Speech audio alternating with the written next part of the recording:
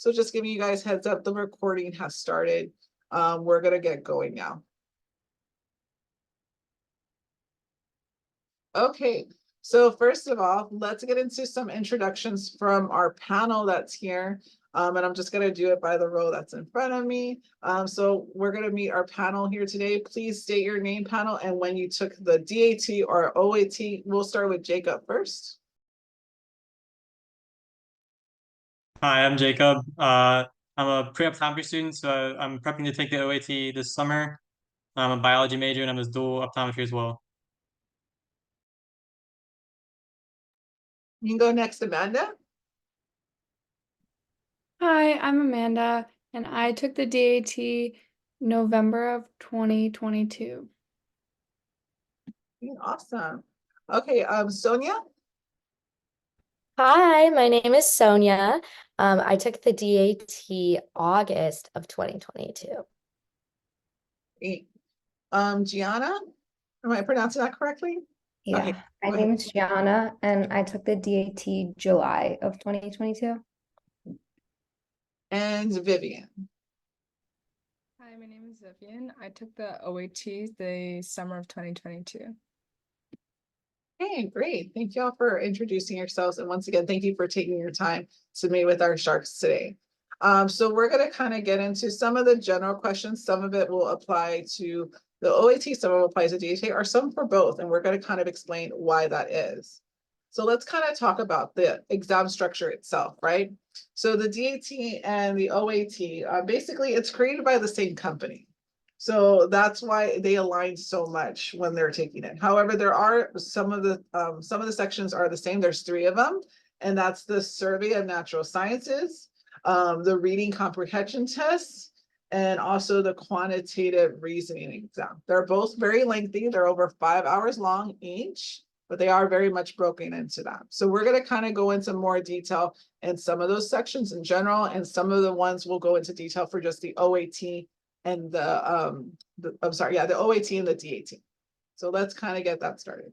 So our first question for our panel, and remember there's quite a few of you guys are our panel, so whoever would like to speak first, that's fine. So our first question is, how did you prepare for the study of the natural science section?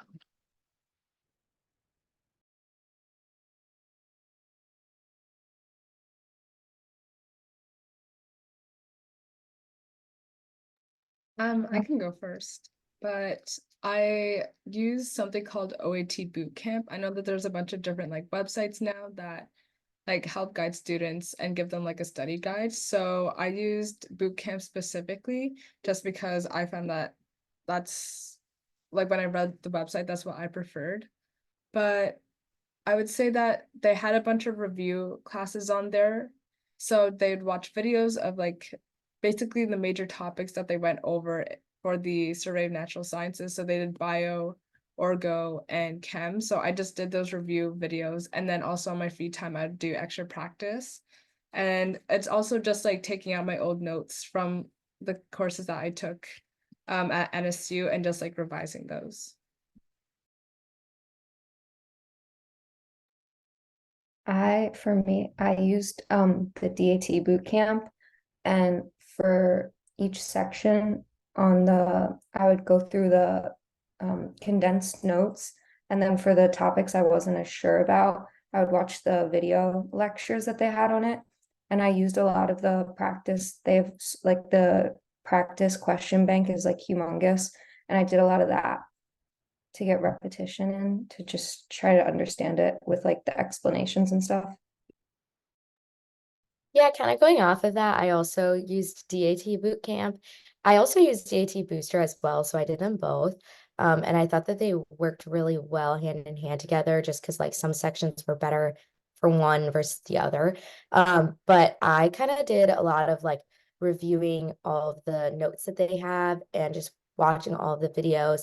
And then like again, like Vivian and Gianna said, just kind of like doing all the practice problems and stuff for that.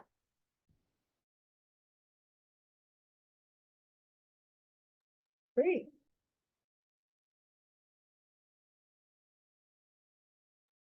Pretty similar to some of the other responses. I'm prepping for OAT, so I used OAT Booster, and what I really liked about what they had is they have a study like kind of course guide like laid out for you. So they have like an 8-week, a 10-week, and a 12-week course layout where they like spell everything out for you day by day, what you should be doing, what you should be doing for all the sections. So for the most part, I've been following that. There's like, I think the first like 5.5 weeks is content and memorization, and the following 2.5 weeks is review and practice tests.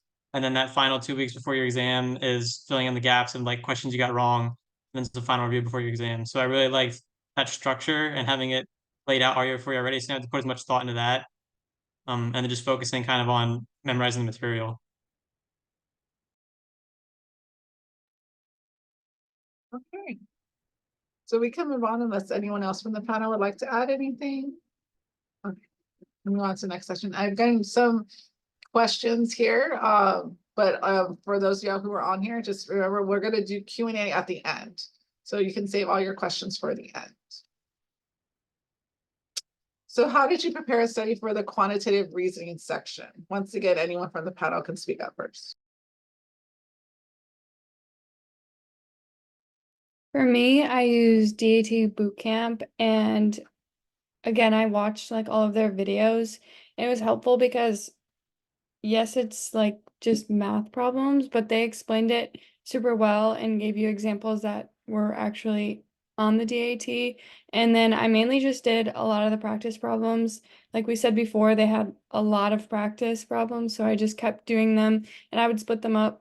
Like I would do 10 questions a day, and I would like keep doing that. I studied for about 3 months, so I would do that like every day, and then some days I would do a little bit more, some days I would do a little bit less, but it was nice to keep reviewing those questions.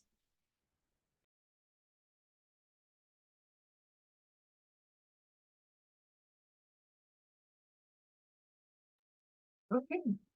So we'll move on to the next section. This is a DAT question. How did you prepare a study for the perceptual ability section?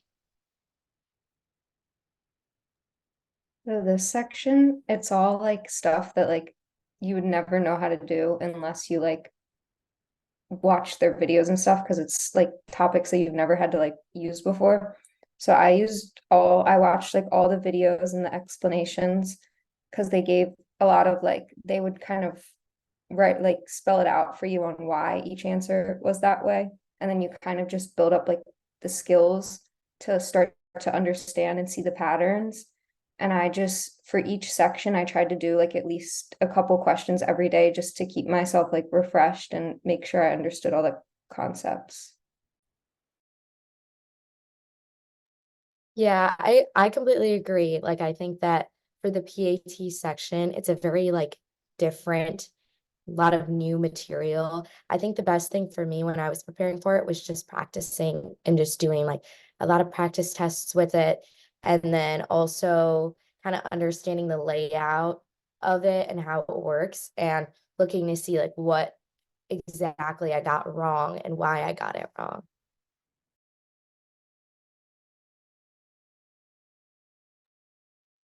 Okay. All right, so we'll move on to the next one. This is the OAT question. How did you prepare and study for the physics section?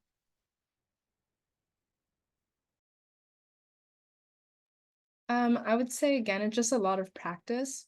So the one thing about OAT bootcamp was at the time I took it, there wasn't really a physics section. Instead, they recommended to use Chad's Prep, which is just like a free like online source. It's this guy who has a bunch of like videos kind of simplifying down the like physics concepts. The only thing they had on the OAT bootcamp were the practice questions. So after I'd watch Chad Prep's videos and try to understand the concepts from there, I would go back onto OAT bootcamp and then do the practice problems that they had. And then I'd also like, I had just finished taking physics at the time, so I was already like refreshed on that end. So I would look back at my old notes from when I took physics in school, and I would do practice questions like that. But I would say that one thing that kind of caught me off guard was the physics problems that they provide on bootcamp were very like math based. So I knew how to solve the question that way. But when I actually took the OAT, a lot of the problems were conceptual. So I honestly, like, it wasn't my best section because I think I was practicing more of how to actually solve the problem rather than like the actual concept. So I don't really know how to advise for that. I guess just like pay more attention to the concept whenever you're studying for it, but definitely try to do some of the practice, because even though it was more concept based, doing the math problems, they do kind of like reinforce certain concepts. I did a similar thing with Booster for the OAT. With the physics section, again, they kind of break it all down content wise. They have guided lectures as well as practice problems and practice exams broken up throughout that study guide to help you practice for the physics section. So that's what I've been using so far.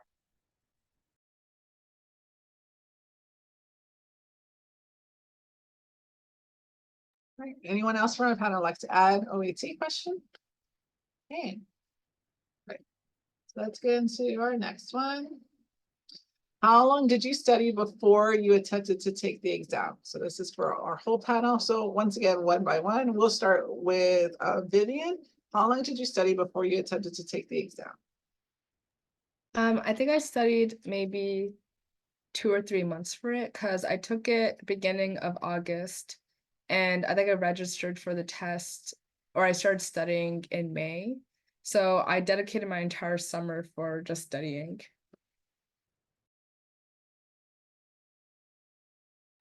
So anyone next? Go ahead. I can go. I used a DAT bootcamp, and on there they have a study schedule that you can follow. And I used that study schedule, and it was around 2.5 months. Yeah, so I did very similar. I did it in the summer. So I took it my first day of studying was the 9th of May, so May 9th. And then I took my exam on August 8th. So like 89 days.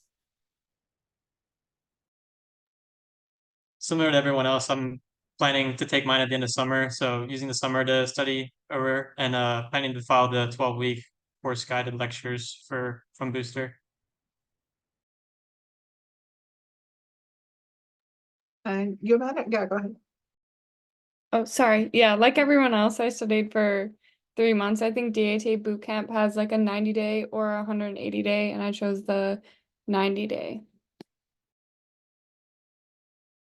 Awesome. Thank y'all for sharing. We'll go to our next question. All right, this is once again for everyone. How do you manage to study for schoolwork while also studying for the DAT or OAT? How did you manage that? And once again, this goes to everyone, but anyone can start.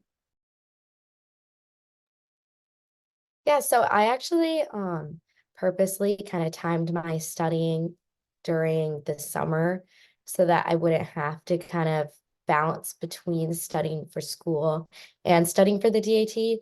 So because I did study for it during the summer, I got to just kind of focus on that and just kind of study like 4 to 6 hours a day for just the DAT.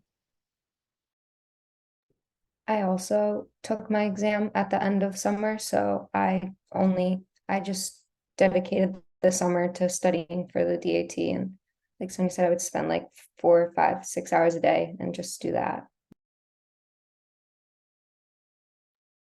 Yeah, I also took it during the summer, but during the summer that I took it, I was also shadowing.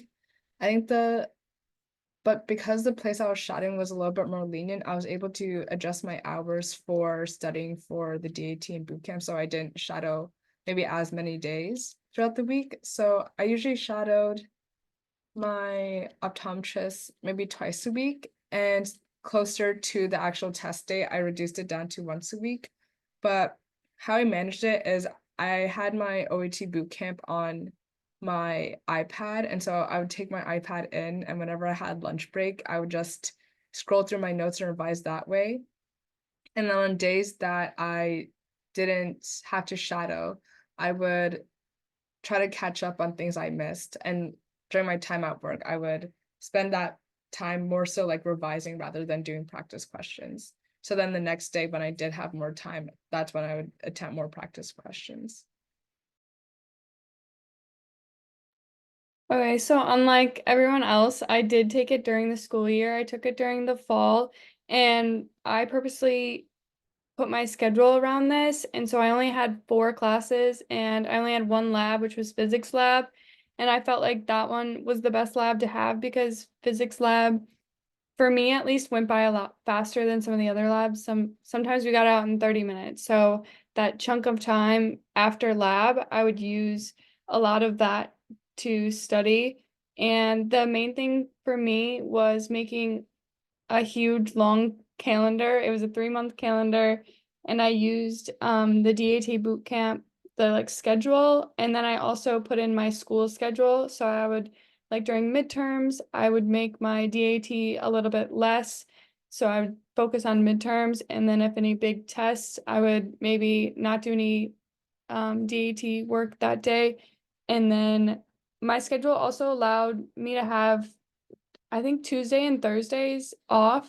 And so that was really nice. So then I wouldn't focus as much on school, and then I could like section it out into different days, and I would have heavier DAT days and I would have lighter, which helped a lot to balance it with school. I must say that I didn't really have a social life, but at least I did well in the DAT and got it all done.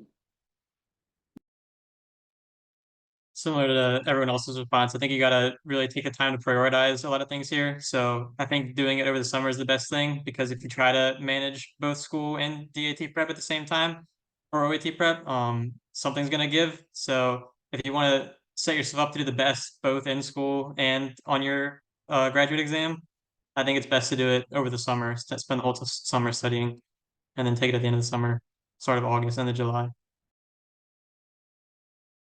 Yeah, awesome. Good advice. Okay. When should students take the DOT or RT exam? You guys kind of already answered that one. Looks like a lot of the panel agrees if you can over the summer, and if you're doing it with school, make sure to manage your time. Okay. So did your score increase from the diagnostics exam to test day? So what that means for those students is that, like, did it increase from when you were practicing to the actual test day? So we'll give it to anyone on the panel. Yeah, I would say that my score actually increased a lot between my diagnostics exam and my test day exam. I think the website I used, Bootcamp, the reason why I chose it was because I heard that the questions were more difficult than the actual exam. So by testing myself with more difficult things, I went into the exam like feeling more confident just because I felt the questions were a little bit easier. So my score did increase due to that.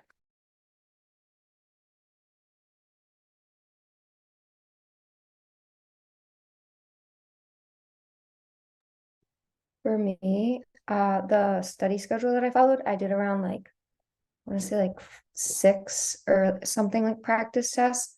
And I'd say my score on test day was around a little higher, but pretty close to what I was scoring on the last couple of practice tests. But it was definitely higher than what I was doing on the first tests. It improved each time.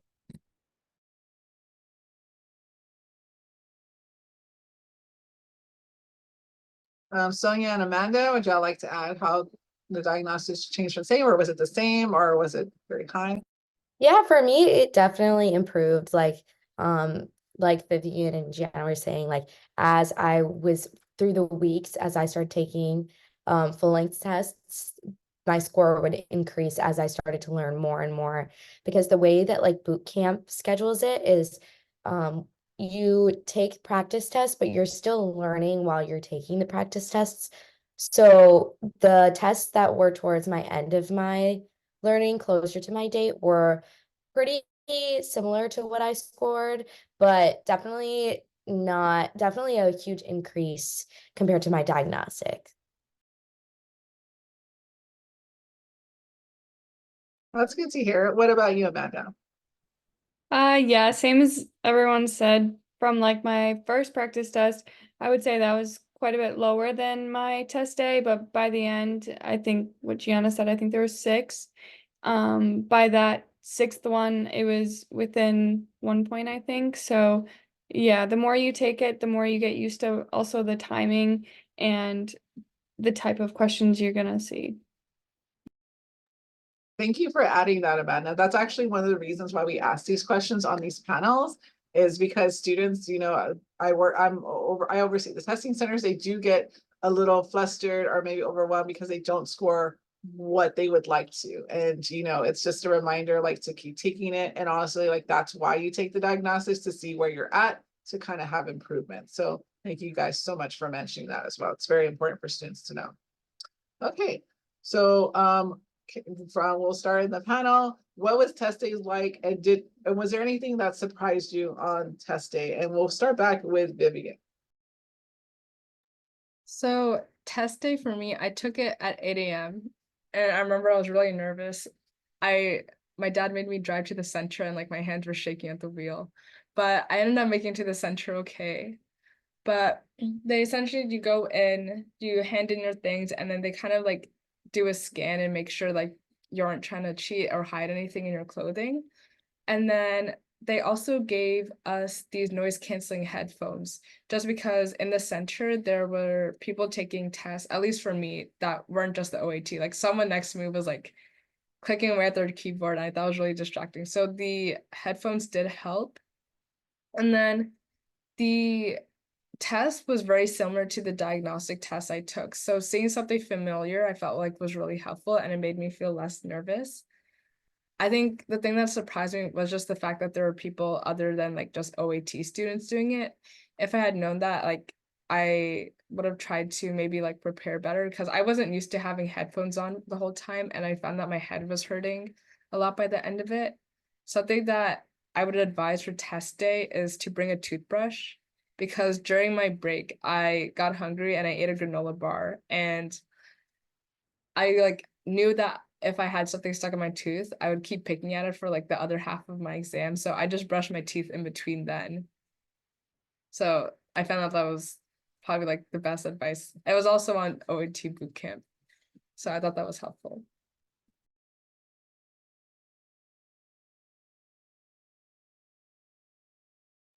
Yeah, I had a very similar experience in the sense that I also wasn't expecting to have other people in my room like typing and stuff.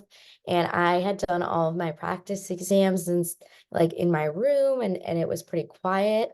So I definitely, that was the thing that surprised me the most. The headphones are kind of tight, at least at my center.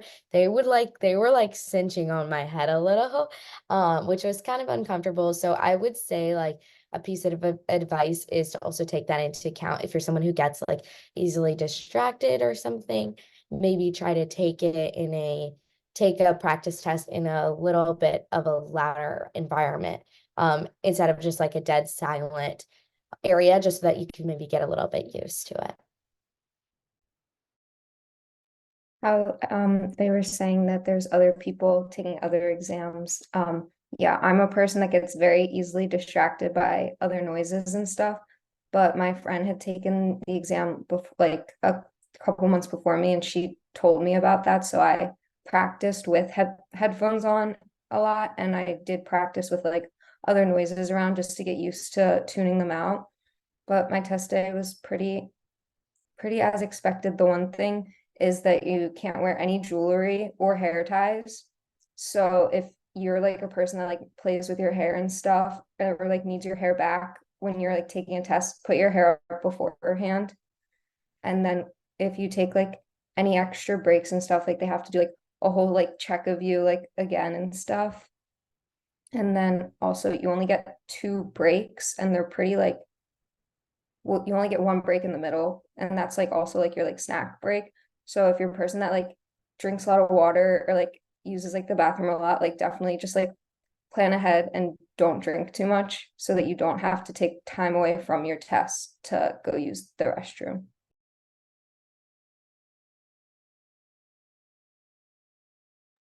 I agree with everybody else that sometimes like the typing, I could hear typing from the other tests. And I actually took most of my like practice exams and studies in the library. So I was kind of used to like the background noises. I did not use the headphones because they were uncomfortable for me. So I also didn't have anybody right next to me, so like the typing was kind of far away, kind of like it was in the library. So for me, that wasn't too bad of an issue. The only thing that surprised me besides that was it's not like paper that you write on, it's like a dry erase board almost. And you're not supposed to erase everything. And I'm so used to erasing everything that I like started erasing some of my things and I got nervous about that. But yeah, it's just a whiteboard instead of paper. Okay. Another thing I wanted to add really quickly also is that because you take the exam on your computer, there is like a lag when you are going to click to the next question. There's like a little bit of a lag, and like when you're scrolling and for reading and stuff, so you have to kind of take that into account. But at least for boot camp, they have a feature where you can kind of add the lag. So it kind of simulates what it would look like too. Thank you. Good points, Anna. Thanks for adding that. Okay. So I think we kind of talked about a little bit already, but if you guys just want to read it once again, how long in advance did you schedule your exam? And were there any issues with that?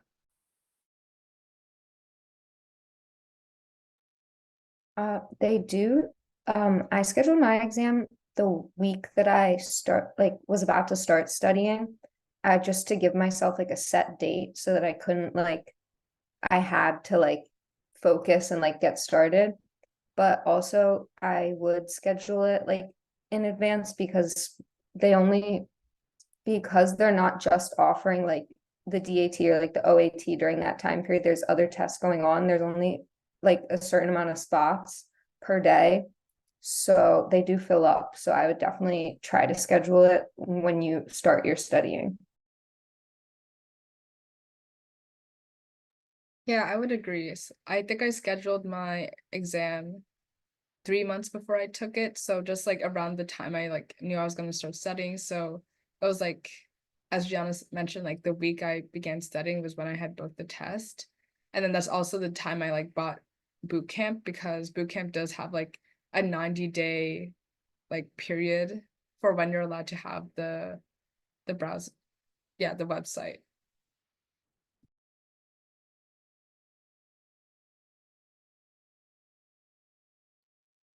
Does anyone else on the panel want to add? Amanda, Jacob, go ahead. Yeah, I can't speak for the DAT, but I know for the OAT, they have when you go to start registering, there's a 6-month period where you start to create your PIN from when you have to take your exam. So I think the further you schedule out, the better, but make sure it's within that 6-month period of when you're planning to take the exam, because you don't want to run into the issue of having to reset your PIN in your account when you already have your exam scheduled, but you need it also for when you show up at the exam.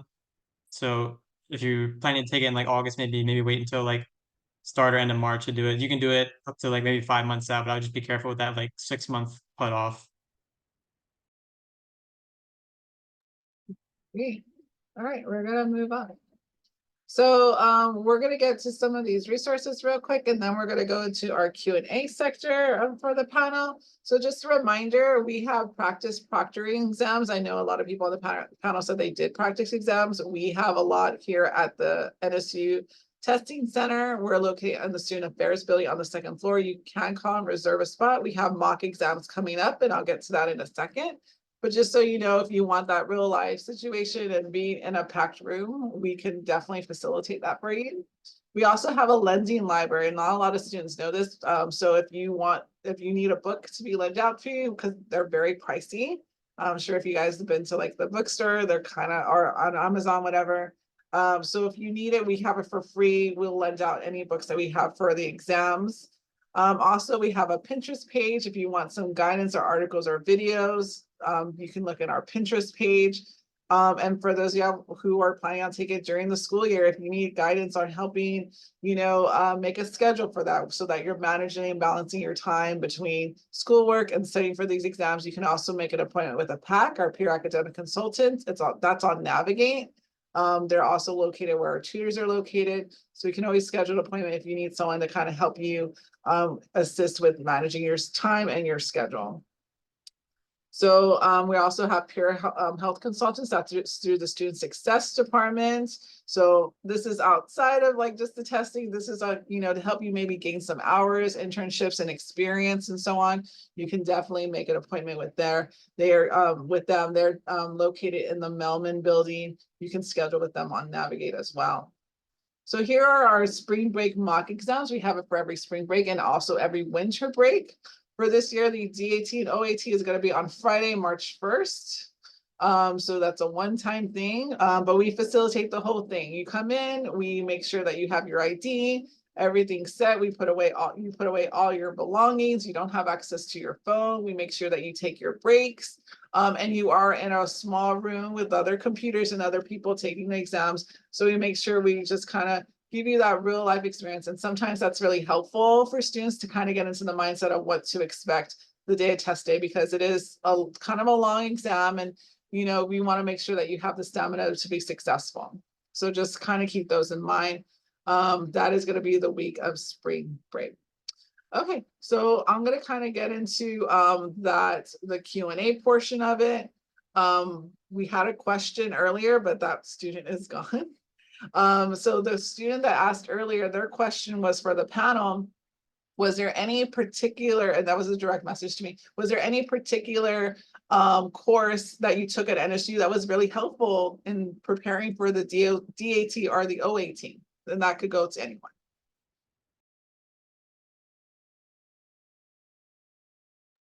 I think that like taking all of the science classes like Gen Chem and the Orgo really definitely helped with the science section. I also think that biology wise, anatomy for the DAT is a huge chunk of the biology section. So taking like anatomy 1 or an anatomy 2 definitely would be super helpful as well, because it's a very large portion of the biology section. I would agree with the anatomy, and then also like the sciences, like once you like do orgo, you kind of have all your baseline sciences. But I also had already taken genetics, and I think that with the biology, that was really helpful with a lot of the chapters.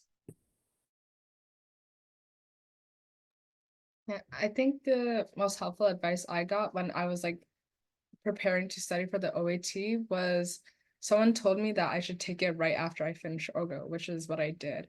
And I thought that was helpful because Orgo is such like a dense subject that because I had just completed it and my professor, she taught it really well, I found that I didn't have to re-study for it when I was taking the OAT, since it was so fresh in my mind. So that was actually my best section, and I didn't have to restudy it for the OAT just because I had just finished taking Orgo.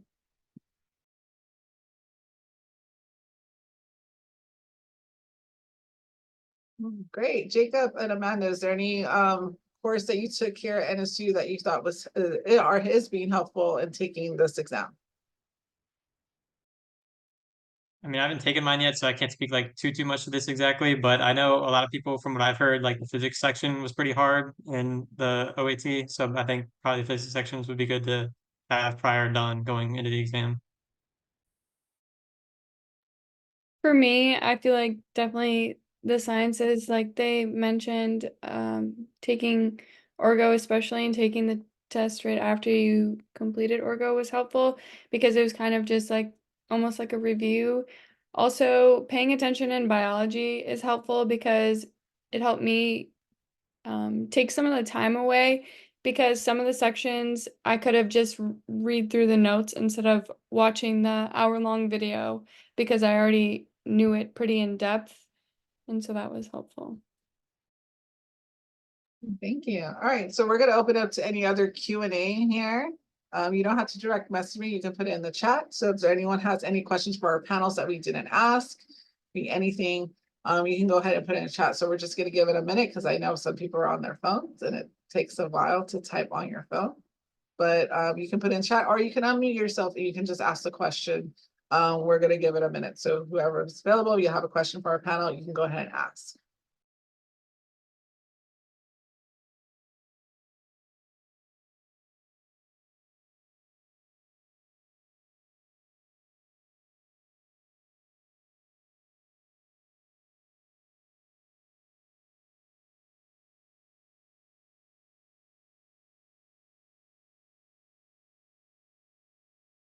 Okay, so we have a question. What tips do you have for dealing with burnout when it comes to studying for the test or on test day? So whoever on the panel would like to take that, go ahead. I would say the biggest thing for me was having like scheduled breaks. Like I said before, I made like a whole 3-month calendar, and especially during like midterms or like breaks in school, that was really important to like take a day off. Like maybe if you're studying for like 2 weeks straight, maybe just take a day off of not doing any DAT, or like maybe just doing 10 practice questions from each section so it's not so overwhelming. And then also like following a schedule is helpful for me because I felt like if I like got behind on my schedule, I would be more stressed out. So I felt like having that schedule and having those scheduled breaks as well was beneficial. Thanks, Amanda. Did you want to add to that, Sonia? Yeah, I was just gonna say, like, I definitely agree. In the boot camp calendar, the schedule that they have, they even give you like a rest day on the Sundays, to just kind of like review everything that you need to catch up on, or just take the rest day. I think for burnout, it does get really rough, especially towards the as you get closer to your exam date. I was pretty good about trying to manage studying during the day and then being able to still spend time with my friends and spend time with my family. And I know it's super easy to like tell yourself, oh, I can't go out, I can't do anything, I need to just study, but you really do need that balance. Vivian, you were going to add to something? Yeah, I would agree. I would say like every week I tried to have like one rest day, and that was something I prioritized. And then during that rest day, I'd also try to plan like something with my friends or my family to make sure that I was still like seeing people and just having like a bit more of a social life. Just because I feel like that kind of helped keep me in check so I wasn't just studying all the time. And another thing was I did get burnt out by the end of like my study period. I think it was like the week before I was taking it, I was like, oh my God, I'm so sick of taking this.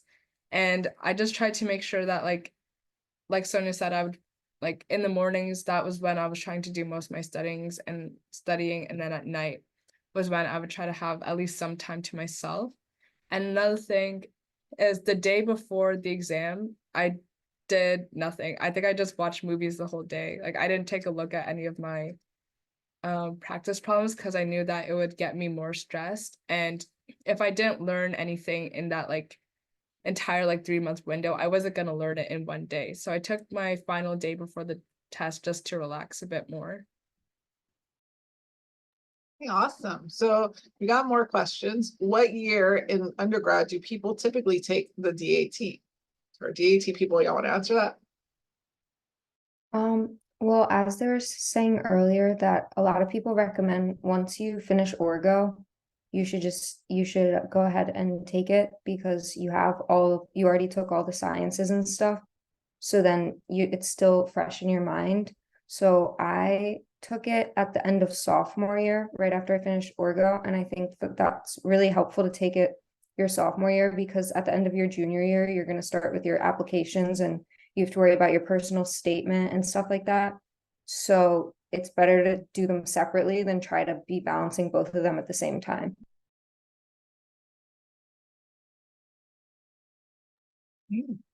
Good points. All right, the next question. Looking back, is there anything you would have done differently in your preparation for the DAT, or would you not change anything you did?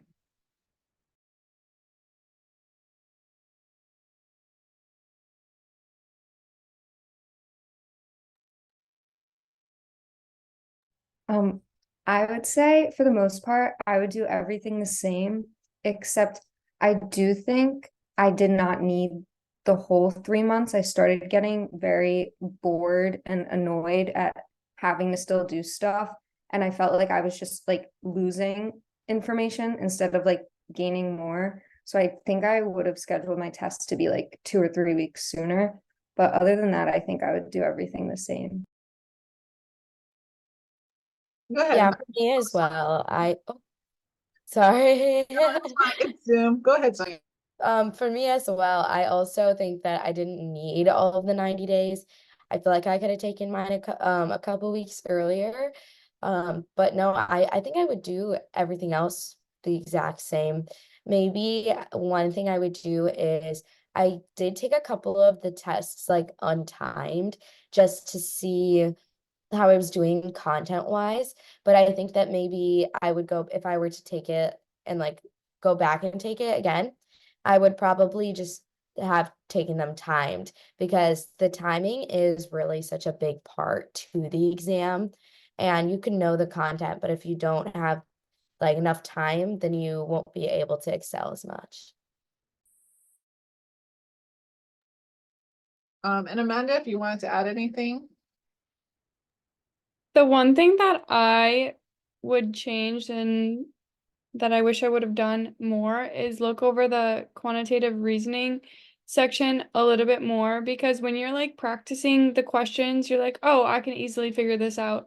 But when you're in the test, that section is the last part. So you're like, your brain is like done for. So the more you like actually take those seriously and know how to do every single one of those problems is definitely beneficial, because at that point in the test, I wanted to be done.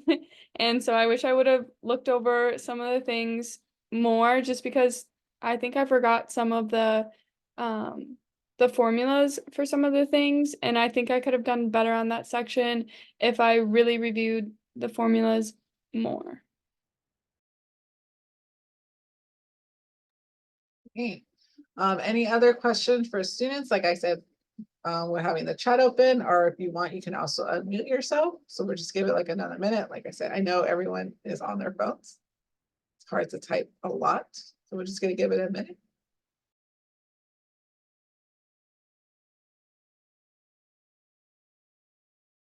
Next question, do you think getting a tutor is necessary for the DAT, or can we get a good score study alone? Who would like to take these? They could even be our tutors on here. Go ahead. I think that you definitely can do well without a tutor. I would say that you definitely shouldn't just try like get one of the programs like boot camp or DAT booster, like just use one of those. And unless you're like really struggling and you think that you need somebody to be helping you, you should be okay just using those programs.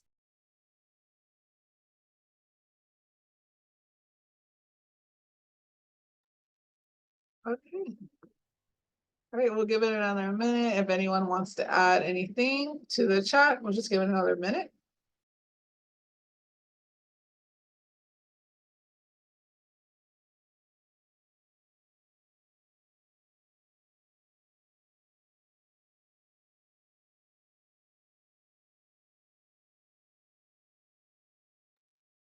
Okay, so I have one question for the panel, and you guys can answer as you see fit.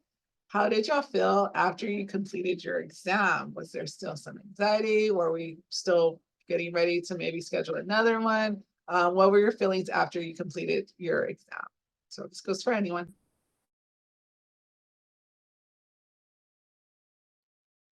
I feel like it was a really big relief, especially because I was happy with my score. And I'm really grateful that for OAT and DAT, they just give you your score immediately, because I have friends that have taken the MCAT and then after they take it, they're like stressing because they have to wait like another 2 weeks before they can even receive the score. So for me, because I did well, I felt like a great relief. I wish that for the rest of the day, I like just went home and like slept, because I was really tired after. Like it's pretty exhausting, like especially at 8 a.m. taking a 5-hour exam. But I had other plans that day, and so I did not sleep.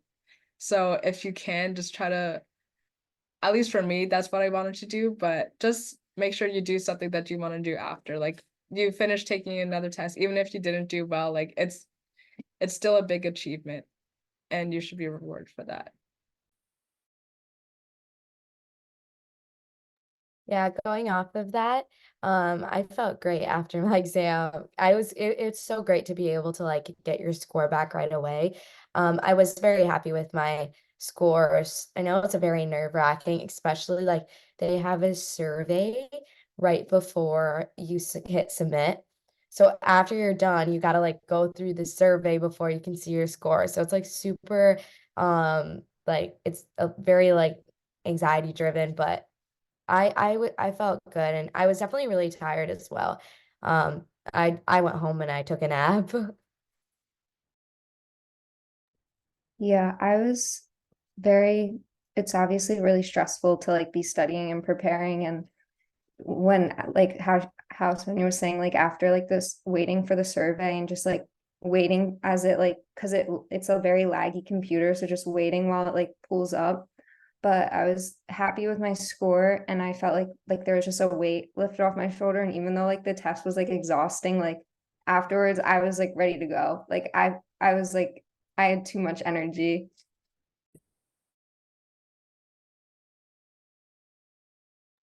I agree. I was also happy with my score, and I'm happy that we got to see our scores right away. And since I did take it during like class times, I told all my professors that I had the DAT the entire day. And so I took all my classes, like I didn't go to any of my other classes. I think I had like a 1 p.m. or something. I was never gonna go to that. But I'm thankful they like excused it, and they were like, "Oh, good luck." And so that's definitely something that's nice, is to not do anything after, do something fun.